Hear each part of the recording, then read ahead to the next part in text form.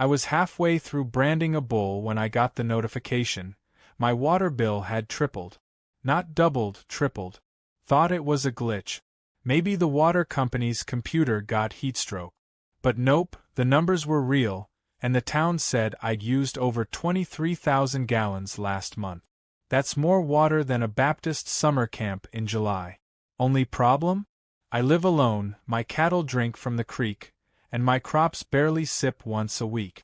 So unless my dog learned to take 20-hour showers, someone was stealing from me. And out here in Texas, theft ain't just illegal, it's personal. It didn't take long to find the leak.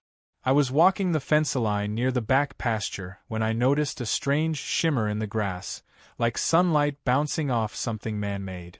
I kicked aside some hay, and there it was, a bright blue hose, snaking through my property like a lyre at a church picnic. It stretched under my barbed wire fence and disappeared into the hedge bordering my neighbor's estate.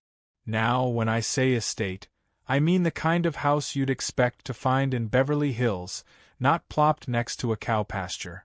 The thing had Roman columns, 4 satellite dishes, and a decorative fountain the size of a small swimming pool. The owner? Karen Witherspoon. The newest neighbor in the subdivision the HOA jammed up next to my ranch 5 years ago. Karen was the kind of woman who thought the world owed her curb appeal. She wore silk scarves to mow her lawn, to watch her gardener mow her lawn, and complained to the town about the smell of agriculture, as if manure wasn't nature's original cologne. She had already filed 3 HOA violations against me, once for having too many American flags, once for letting my rooster crow before 7 a.m., and once because she didn't like the way my barn glared at her pool cabana. I didn't need a detective badge to put it together. That hose? It was hers. And she was siphoning my well water like a thirsty bandit with a superiority complex. I marched up to her gate with the blue hose slung over my shoulder like a python and rang the doorbell, half expecting a butler or a butler's lawyer to answer. Instead, it was Karen herself, wearing oversized sunglasses, sipping cucumber water, and acting like I'd interrupted a UN summit. I held up the hose and said, "Lose something?" She didn't miss a beat. "Oh, that?" I assumed it was part of the community utility system. For shared hydration. My lawyer said rural water can be considered communal in emergencies. Emergency? I blinked. You filling your 50,000-gallon fountain to keep your koi hydrated isn't exactly a natural disaster. She rolled her eyes like I was the irrational one. Look, you have so much water and I have so many amenities. It just makes sense. We should be neighbors, not hoarders. Neighbors? Lady, you built a fence taller than my hayloft and reported my scarecrow for looking hostile. I told her to remove the hose and stop tapping into my water, or I'd press charges. She smirked like I'd told her she had spinach in her teeth. "You'll need a warrant," she said, before turning on her heel and vanishing into her fortress of delusions. That night, I sat on the porch with my cattle dog, Lil Duke, nursing a beer and thinking. Karen wasn't just stealing my water. She was stealing my patience, my land, my labor, and now my literal lifeblood, because in a drought-prone place like ours, water is gold. And if she wanted to act like this was some HOA-run Hunger Games, then fine. I was done playing defense. She wanted my water? She was going to get it with a little ranch flavor. The plan hit me somewhere between sip 3 and 4. If Karen was so desperate for my water, I'd let her keep taking it. Except the water she'd get wouldn't be the pure, filtered stuff my livestock drank. No, I'd create a special blend just for her. A cowboy cocktail, if you will. It would smell like regret, sting like karma, and stain her pool tiles until the end of time. I grinned in the moonlight, already picturing her reaction. Then I looked down at Lil Duke. "You ready to get weird, boy?" He barked once and wagged his tail like he already knew the score. The next morning, I called up my buddies Tucker and Ray, 2 of the most loyal ranch hands this side of the Rio Grande. Tucker once built a working irrigation system using only beer cans and spite. Ray once duct-taped a rooster to a weasel trap to catch a coyote. In short, these boys knew creative sabotage. When I told them what Karen had been doing, Tucker spat out his coffee. "She's what? Using your spigot for spa water?" Ray shook his head. "That's low. Real low.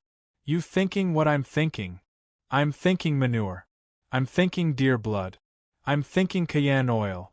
Ray nodded solemnly. The Trinity. We spent the next 2 days concocting the foulest, most eye-watering blend of liquids this side of a chemical spill. A little fermented cow pie here, a dash of slaughterhouse drippings there, and a few drops of concentrated Cayenne oil, just enough to make it spicy on contact. It wasn't lethal. We're not monsters. But it would make Karen wish she'd taken up a hobby like knitting or kayaking instead of backyard water theft. We rerouted her hose line to a fake tank we buried under the old tool shed. The real water tank got a shiny new security valve, locked tighter than Fort Knox. Karen wouldn't notice the change. Her pool boy never paid attention anyway.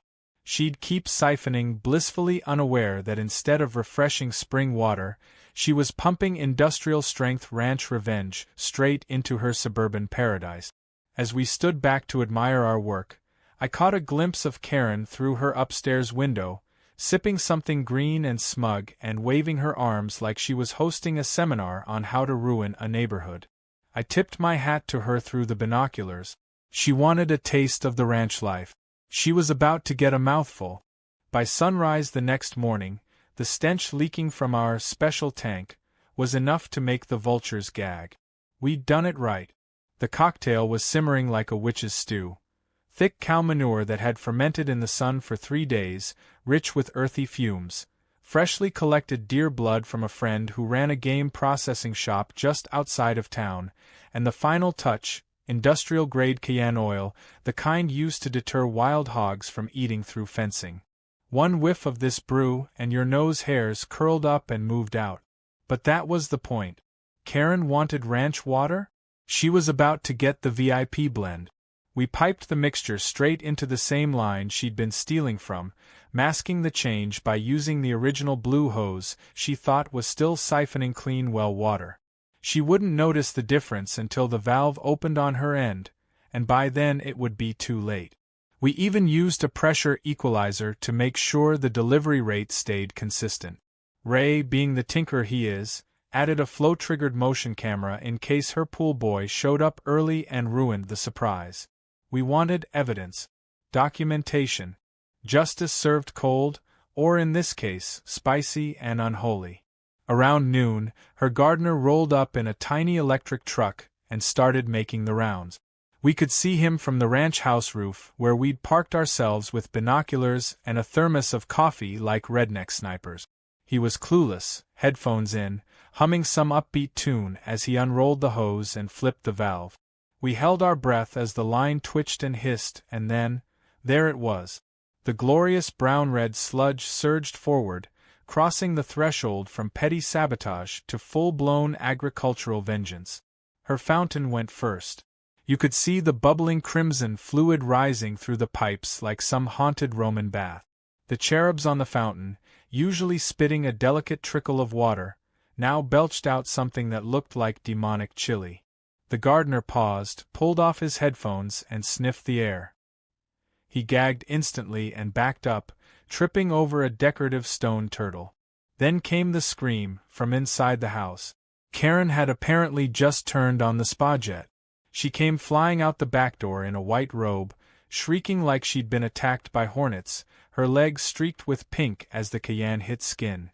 She leapt into the koi pond to rinse off, not realizing it too had been filled. The fish fled. The birds scattered.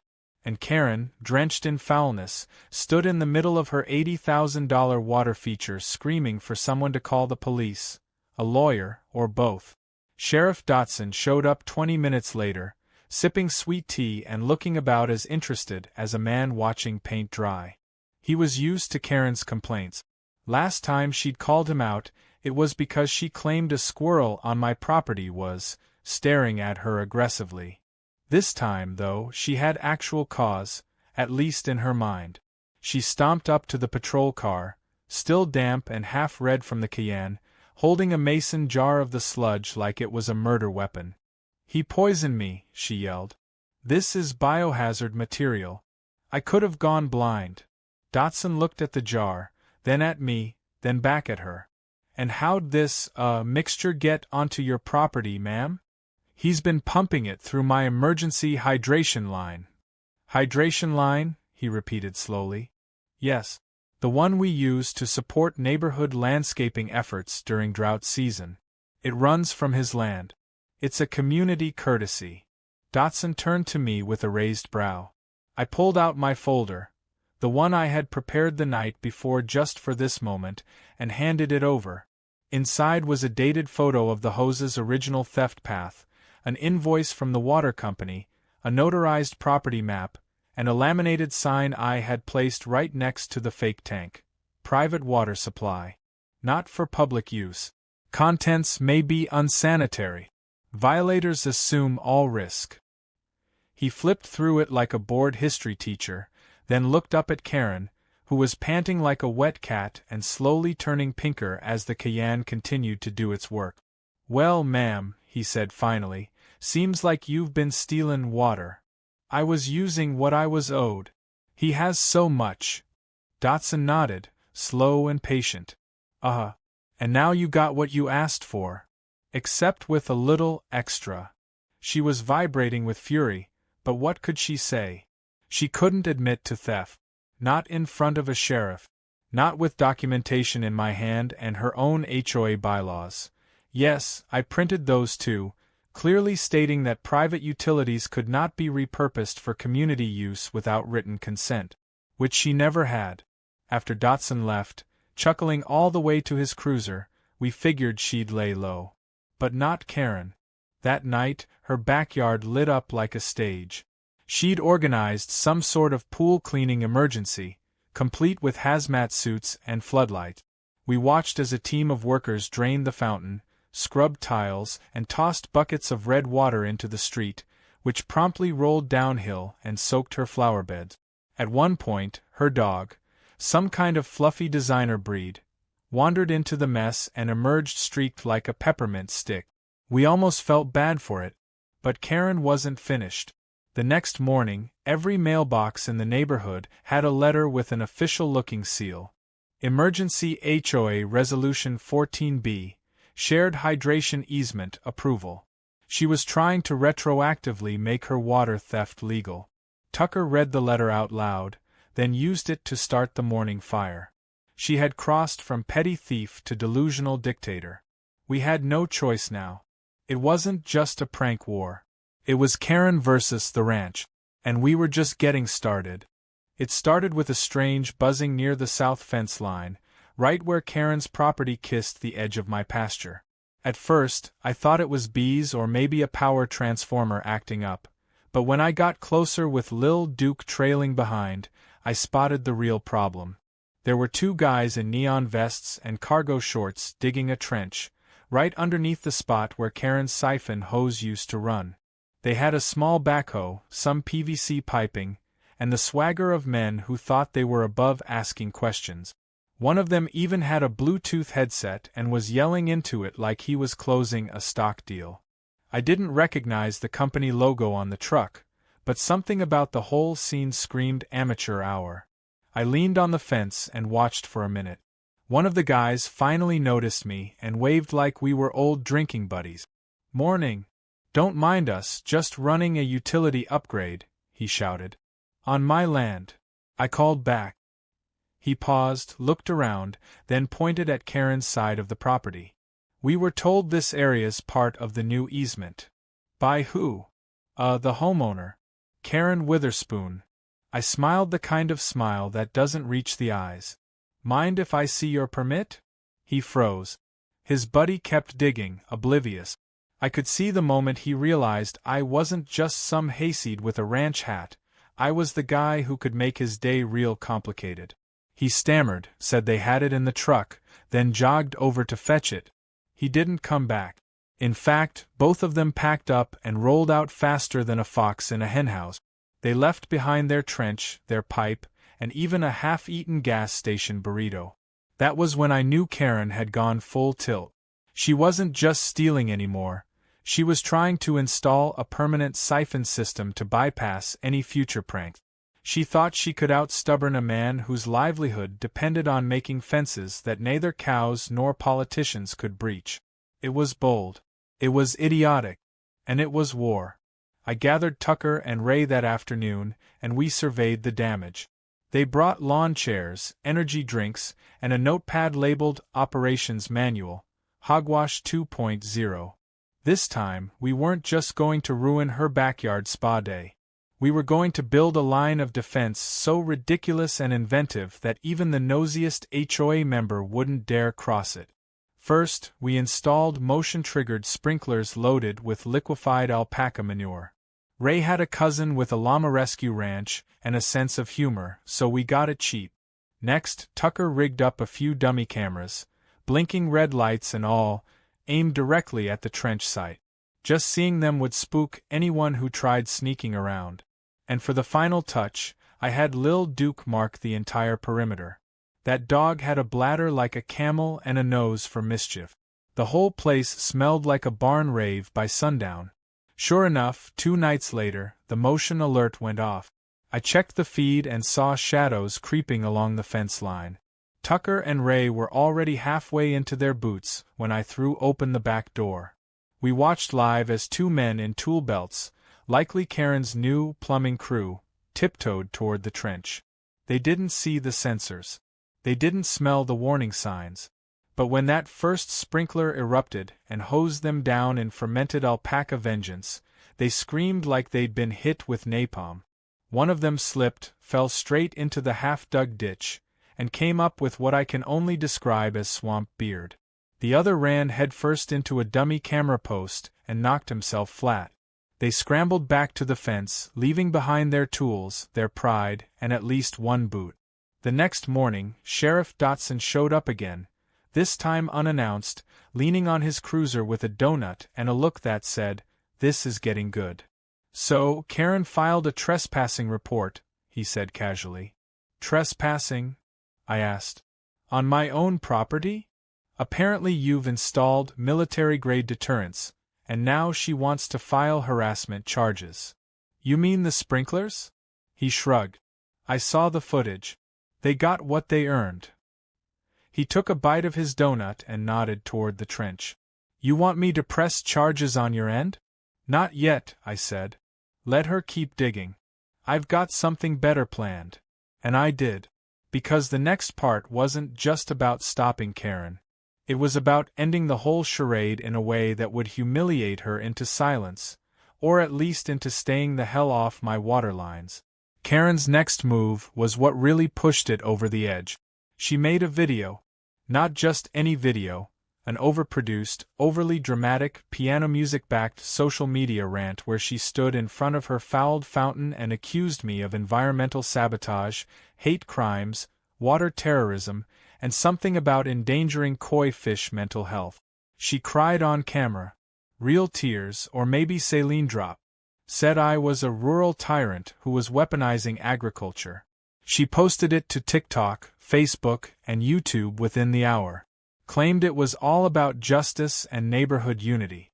Her fans, mostly other HOA types and pyramid scheme participants, cheered her on in the comments. But here's the kicker. The internet didn't take her side. Not even close. People thought it was a skit. They called her Stinky Spa Karen, photoshopped her into horror movie posters, and created remixes of her scream with dubstep beat. One guy even animated her slipping into the fountain in 3D. She went viral for all the wrong reasons, and her comments section turned into a digital war zone. Meanwhile, I did nothing. Just sat back, fed my cows, and enjoyed the sweet aroma of poetic justice. But Karen? She doubled down. She hired yet another team, this time a supposed legal team, and started dropping fake cease and desist letters into every neighbor's mailbox, claiming her water rights were being violated and that anyone supporting me was an accomplice to rural extremism. It was the dumbest thing I'd ever seen printed on paper. So I printed my own response. A full-color flyer with screenshots of her trench crew trespassing, the TikTok of her going viral, and a legal disclaimer at the bottom that simply read, "Play stupid games, win spicy prizes." I stapled it to every phone pole in town. Karen saw one on her way to yoga. She hasn't spoken a word to me since. But her story was far from over. Because what she did next would turn a petty feud into a full-blown legal firestorm, and she was about to learn that the only thing hotter than Cayenne oil is a state inspector with a clipboard. It was barely 8 a.m. when I heard the knock on my front door. Sharp, official, and not the kind of rhythm you expect from someone bringing pie. Lil Duke let out one bark and sat by the door like he already knew it wasn't going to be a friendly visit. I opened it to find a woman in a khaki uniform, clipboard in hand, government badge around her neck, and the look of someone who'd rather be anywhere but here. Her name tag read Bonnie. She was with the Texas Department of Environmental Health and Water Safety, and she looked like the kind of person who didn't have time for nonsense. I offered her a coffee. She declined. I received an anonymous complaint about biohazard disposal and illegal water contamination, she said, scanning the property like she expected to see nuclear waste barrels rolling through the fields. "Let me guess," I said, stepping outside. "The complaint came from a woman who smells like chili oil and entitlement?" Bonnie didn't crack a smile, but her eyebrow twitched. "I can't confirm that. But yes, the accusation is that you're pumping animal waste and toxic substances into shared neighborhood irrigation." "Is that right?" I said, scratching my head. "Well, you're welcome to inspect the property. I've got nothing to hide." I led her around back, showing her the real water tank. Sealed, locked, clearly labeled, and documented with every maintenance record for the past year. Then I pointed out the fake tank, the decoy that Karen had been tapping into without permission. I even showed her the motion camera footage of Karen's so-called contractors, the signs posted on both tanks, and the notarized map showing the boundary line between our properties. Bonnie took notes like a machine, asking the occasional question but saying very little otherwise. She walked the fence line, inspected the trench Karen had started digging, and took water samples from my supply. Then she asked if she could test the water on Karen's side of the fence. "Oh, absolutely," I said, trying very hard not to grin. I walked her to the dividing fence, and as luck would have it, Karen was in her backyard, standing by the pool in a fresh white robe and a face mask, probably trying to pretend the last few weeks hadn't happened. When she saw Bonnie, she perked up like a prairie dog spotting a hawk. "Thank God you're here," Karen said, marching over in her fluffy slippers. "I've been poisoned. This man is running a biological terror facility. I have suffered personally and emotionally, and my koi fish have been mentally traumatized." Bonnie gave her a flat look, then flipped her page. "Ma'am, I need to collect a sample of the water you claim was contaminated." Karen waved her hand dramatically toward the fountain, where some faint reddish stains still lingered despite 3 weeks of cleaning and enough bleach to melt wallpaper. Bonnie walked over and dipped her test kit into the pond. The moment the water hit the reagent strip, it turned a violent shade of crimson. Bonnie frowned. "High organic content. Very high. Definitely not a standard irrigation source." Karen's eyes lit up. "See? Proof. Arrest him." Bonnie turned to her. "Ma'am, this isn't a police matter. But it does appear that your water source was contaminated, though based on my findings, it wasn't introduced through his legal supply." Karen blinked. "What do you mean?" "I mean, you appear to have installed an unauthorized siphon line across property boundaries, connecting directly to a private and clearly marked containment tank. The contents of that tank are not for public use. The signage, video evidence, and water tests support that conclusion." Karen's mouth opened and closed like a fish gasping for air. But I was using it for the good of the community. I'm on the HOA board." "That doesn't override private property law," Bonnie said, scribbling something fast and firm on her form. "You're in violation of state environmental codes, unauthorized plumbing alterations, and improper hazardous disposal. These citations will be mailed to your listed address. Karen tried one last desperate gasp. He's a lunatic. He made the water spicy. Bonnie, to her credit, didn't even blink.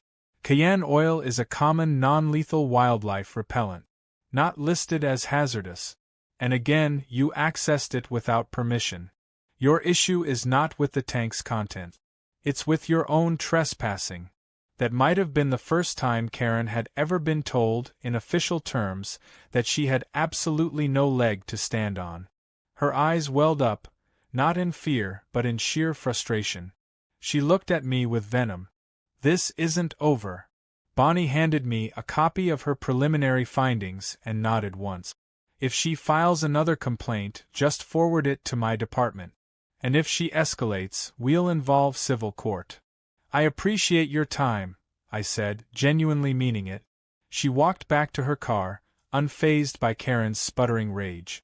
The gate clanged shut behind her with the finality of a judge's gavel. That evening, the fallout began. The HOA sent out a special bulletin revoking Karen's hydration easement paperwork, citing legal liabilities. The neighborhood Facebook group, which Karen usually ruled like a tyrant queen, turned against her in spectacular fashion. Screenshots of her viral spa meltdown had made the rounds again, now accompanied by the official citations. A new meme made the top post. Her fountain photoshopped as a bowl of chili, labeled Karen's stew, spicy with notes of failure. To twist the knife even further, I filed a civil suit. With Bonnie's report, Dotson's prior incident records, and all the video evidence, I didn't need a lawyer. I just needed a judge who could read. The legal process would take a few weeks, but word spread fast, and Karen knew it.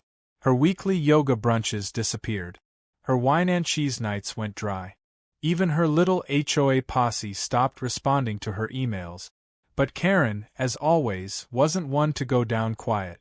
She started showing up around the ranch edges again, pacing with binoculars, phone in hand, probably trying to catch me slipping. She once even shouted over the fence, "I hope your well runs dry, Mallory." I waved and said, "You're welcome to try again. I just switched to habanero extract." She stormed off with her dog trotting behind her, probably wondering why its bath water still tingled. I figured we were nearing the end. She was isolated, embarrassed, legally cornered, and down to one robe that didn't look like it had seen battle. But Karen wasn't finished. Because when a person's pride is bigger than their sense, they'll always try to snatch victory from the jaws of well-deserved defeat. She had one more move left, and I had a plan for that too. The day of reckoning arrived in a haze of early morning mist and the distant clamor of an approaching auctioneer's gavel. I arrived at Karen's property with a worn cowboy hat, a check in my pocket, and a knowing smile that could have softened even the hardest heart. The entire neighborhood had gathered, whispers floating on the wind about the epic showdown between a stubborn suburban queen and a rancher who had taken justice into his own calloused hands. Karen's mansion, once the proud symbol of entitlement, now looked gaudy under the weight of legal fines and public humiliation. For weeks, her every move had been tracked by the neighborhood, and today, as her property was about to be auctioned off, the air crackled with anticipation. I strolled up to the auction block with a swagger that came from knowing that the tide had finally turned. I was here not just as a buyer, but as a man determined to reclaim not only my stolen water but the dignity of our community. Karen had arranged the sale in a desperate bid to salvage what little pride remained. Clad in her signature white robe, she flitted around the open house like a distressed bird, trying to salvage a semblance of control. But it was all in vain. The auctioneer's voice boomed, announcing Karen's property for bid, and the room filled with murmurs of disbelief as I raised my hand. The bidding war was fierce. The price escalated with every outcry from eager locals who saw the spectacle as a victory for common sense over condescension. Yet, I kept my cool, confident that this purchase was not just a transaction, but a symbolic reclaiming of power over a situation that had spiraled into farce. When the hammer finally fell, I was the highest bidder, and as I signed the papers, Karen's face contorted in a mix of fury and humiliation. The auction room erupted into applause, a spontaneous, cathartic release from months of watching her self-destruction. But Karen wasn't ready to let go without one final act of defiance. As the new owner of her property, I anticipated her tantrum, but nothing could have prepared me for the chaos that ensued. In a last-ditch effort to sabotage the sale, Karen, with a wild glint in her eye, unleashed a gaggle of unruly raccoons into the open house. The animals, seemingly organized in their mischief, trampled over display furniture, sent decorative pillows flying, and created an uproar that even the most seasoned auctioneers would dread. I could hear the frantic shouts of the auction staff as they scrambled to regain control of the situation. In the midst of this pandemonium, Lil Duke, my loyal cattle dog, took charge like a seasoned sheriff. He barked ferociously, rounding up the furry interlopers with an authority that only a dog who had seen it all could muster. As the raccoons were corralled and the auction resumed, Karen's face burned with a mix of rage and disbelief. It was clear that her grand plans had crumbled in the wake of her own audacity. Later that afternoon, I visited the property with a plan to turn this bitter victory into a lasting symbol of community justice. I decided to transform what had once been Karen's extravagant but tainted estate into something that belonged to everyone. With the help of Tucker, Ray, and a handful of supportive neighbors, we repurposed the grounds into a community dog splash zone that we humorously named the Hydrant. The idea was simple yet revolutionary: a place where kids, families, and pets could gather to enjoy the fresh air, free water, and a light-hearted reminder of what happens when entitlement goes unchecked. As we cleaned up the remnants of the raccoon rampage, we repainted fences, fixed pathways, and even installed a new water feature that was completely free of any sinister additives. The transformation was remarkable. What had once been a monument to Karen's vanity was now a vibrant, bustling hub of community spirit. Neighbors who had once complained about the smell of agriculture now came together to celebrate the reclaiming of public space, sharing laughs and stories under the clear blue Texas sky. Word of the transformation spread like wildfire on the internet. What began as a local scandal quickly caught the attention of social media, and soon the story of Karen's epic downfall and my triumphant reclamation of the ranch water went viral. Memes flooded the web, Karen's once proud face photoshopped onto various hilarious images, with captions that humorously recounted her misadventures. I even found myself invited to appear on local talk shows, where I recounted the saga with a blend of dry wit and genuine pride. The online community celebrated not just my practical revenge, but the creative and unexpected ways in which justice had been served. It wasn't long before local businesses started sponsoring backwoods justice events, and the once-abandoned property became a celebrated landmark in our small town. The transformation was complete. From a symbol of suburban greed to a beacon of community resilience, all served with a side of spicy ranch water. Despite all the public spectacle and internet fame, the final chapter of this saga was marked by a small but significant act of retribution that perfectly encapsulated the spirit of the entire ordeal. I had a custom metal plaque made, and after much deliberation and a few rounds of banter with Tucker and Ray, we settled on a message that was as clear as it was foreboding. Outside the new water tank that now served our community park, the plaque read, "Steal again, and the next mix includes skunk juice." Right beneath it, affixed with a touch of irony, was a laminated photo of Karen's most disgraced moment, a snapshot that captured her standing by the defiled fountain, white robe askew, a look of absolute shock frozen on her face. Every time someone passed by, they couldn't help but smirk at the sight. It was a reminder that in this town, common sense and hard work always trump entitlement and deceit. As the sun set over the newly reformed property, I took a moment to reflect on how a seemingly trivial act of water theft had escalated into a full-blown battle of wits and will. It wasn't just about a few gallons of water. It was about respect, property rights, and the power of a community to stand up to those who think they're above the law. In a strange twist of fate, Karen's misadventures had united us all. Neighbors who had once been too timid to speak up now laughed together, shared stories over barbecue, and even planned a community picnic by the hydrant for the coming weekend. The air was filled with the scent of grilled meats, fresh-cut grass, and a hint of Cayenne that lingered as a playful reminder of the past. That evening, as I walked back to the ranch with Lil Duke trotting happily beside me, I couldn't help but feel a deep sense of satisfaction. The water that had once been a source of contention was now a source of pride, a symbol of how ingenuity, community spirit, and a dash of well-timed revenge could transform even the most bitter disputes into opportunities for growth and unity. I looked back one last time at the bustling scene at the former Cayenne estate, now a lively community hub, and realized that sometimes, the best justice isn't served in a courtroom, but in the hearts of people coming together to reclaim what is rightfully theirs. As night fell and the stars began to emerge over the quiet Texas landscape, I knew that the memory of these events would linger long after the raccoons were forgotten and the memes faded away. The story of Cayenne and her ill-fated water heist had become a legend, a modern-day fable that would be told and retold at campfires and family gatherings for years to come.